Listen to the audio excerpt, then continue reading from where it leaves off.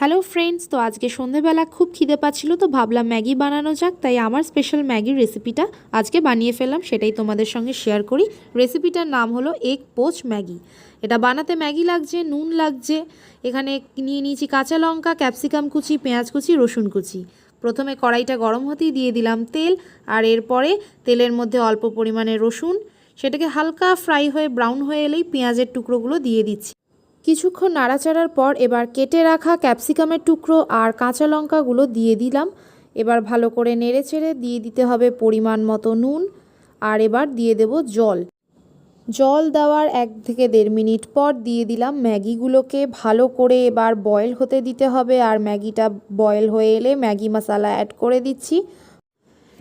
Maggi মশলাটা ভালো করে মিশিয়ে দিয়ে নেড়েচেড়ে নিলেই কিছুক্ষণের মধ্যে ম্যাগিটা তৈরি হয়ে যাবে। আর তারপরে এটাকে প্লেটে ঢেলে দেওয়ার পরে ফ্রাইং প্যানে অল্প পরিমাণে তেল নিয়ে একটা ডিম ফাটিয়ে দেবো, কারণ এখন আমি তৈরি করব এগ পোচ।